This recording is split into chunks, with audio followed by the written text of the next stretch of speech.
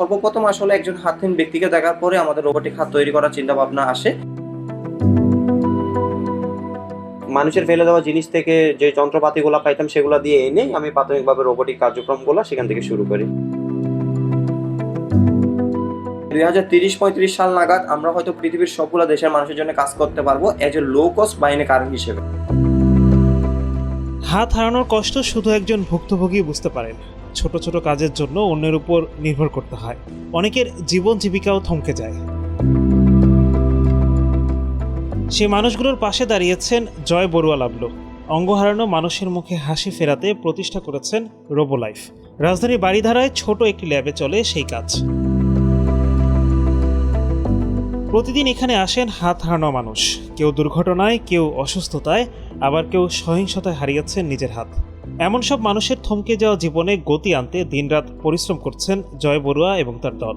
এখন পর্যন্ত শতাধিক মানুষকে সেবা দিয়েছে তার প্রতিষ্ঠান। বাইরের দেশের রোবটিক হাত প্রায় অনেক দাম, 4-5 লাখ টাকা থেকে শুরু হয়, একদম 1 কোটি টাকার উপর পর্যন্ত আছে। সে কারণে তাদের ওই আর্থিক দিকে ক্যাপাসিটি নাই বিদায় তারা কিন্তু বাইরের দেশ থেকে নিয়ে আসতে পারে না। একটা সময় দেখলাম যে একটা রোবটিক হাত আমি যখনই বানালাম, সোশ্যাল মিডিয়াতে দিলাম, দেখলাম যে প্রচুর মানুষ আসলে এই রোবটিক হাতের জন্য আমাদেরকে যোগাযোগ করতেছিল। সব বলতেছিল যে এই ধরনের রোবটিক হাত আমাদের জন্য প্রয়োজন। তো আমরা সর্বপ্রথম আসলে একজন হাতহীন ব্যক্তিকে দেখার পরে আমাদের রোবটিক হাত তৈরি করার চিন্তা ভাবনা আসে, আর সেই থেকে শুরু করে আমরা এখনো পর্যন্ত আমাদের রোবটিক হাতের কার্যক্রমগুলো চালিয়ে যাচ্ছি। ছেলেবেলায় এক রুমের বাসায় বাবা, মা, ভাই, বোন সহ থাকতেন জয়। বাবা ছিলেন টেকনিশিয়ান, টেলিভিশন, রেডিও ঠিকঠাকের কাজ করতেন।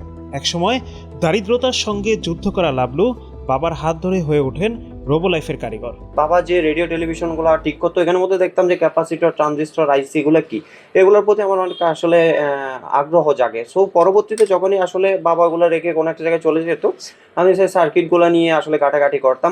তো একটা সময় সেই কাজগুলা আমি ওইখান থেকে দেখতাম। দেখার পরবর্তী সময়ে আমি চিন্তা করলাম যে সেই ধরনের কাজগুলো আমি নিজে করার ট্রাই করব। তখন আমি মানুষের ফেলে দেওয়া জিনিস থেকে যে যন্ত্রপাতিগুলো পাইতাম সেগুলো দিয়ে এনে আমি প্রাথমিকভাবে রোবটিক কার্যক্রমগুলো সেখান থেকে শুরু করি। 2018 সালে রোবটিক হাত নিয়ে কাজ শুরু করেন জয় বড়ুয়া। পরবর্তীতে বড় ভাই ও বন্ধুদের নিয়ে গড়ে তোলেন রোবোলাইফ। শুরুতে অর্থ ও প্রযুক্তির অভাব থাকলেও থমকে যাননি তিনি।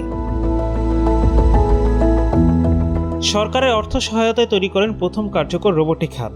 সেই হাতের ভিডিও সামাজিক যোগাযোগ মাধ্যমে ছড়িয়ে পড়লে তার কাছে আসতে থাকেন দেশের নানা প্রান্তে ছড়িয়ে থাকা হাত হারানো মানুষ। পাকিস্তান, আফগানিস্তান, তারপরে গানা, আফ্রিকা, চিলির মধ্যে আমরা 5-6টা দেশে পাঠিয়েছি। এখন নতুন করে আর প্রায় 5-6টা দেশ নতুনভাবে যুক্ত হয়েছে। সেই সাথে আমরা ইউরোপে অফার পেয়েছি। তো অলমোস্ট দেখতে গেলে আমরা ইন ফিউচারে আমরা পৃথিবীর প্রায় অলমোস্ট 30-40টা দেশের জন্য কাজ করতে পারবো। এটা আমাদের ফিউচার পরিকল্পনা। 2030-35 সাল নাগাদ আমরা হয়তো পুরো পৃথিবীর সবগুলো দেশের মানুষের জন্য কাজ করতে পারবো এজ এ লো কস্ট বাইনে কারণ হিসেবে। বিভিন্ন ধরনের রোবটিক হাত তৈরি করে রোবোলাইফ।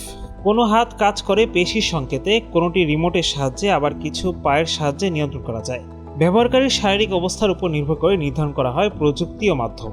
বাইরের দেশের হাতগুলা অ্যাডভান্স ঠিকই, কিন্তু আমরাও আমাদের হাতগুলা যখন আমরা 2019-20 সালে তৈরি করি তখন একটা প্রাথমিকভাবে এটা একটা ট্রায়াল পর্যায়ে ছিল বা এত বেশি কার্যকর ছিল না। কিন্তু 2024 সাল থেকে শুরু করে 2026 সাল পর্যন্ত আমাদের হাতগুলা দিয়ে আমরা প্রায় 1 থেকে 2 কেজির ওজনে যে জিনিসগুলো আছে ওগুলো খুব স্বাচ্ছন্দ্যভাবে ধরতে পারে এবং সেগুলো দিয়ে মানুষ দৈনন্দিন কাজগুলো করতে পারে।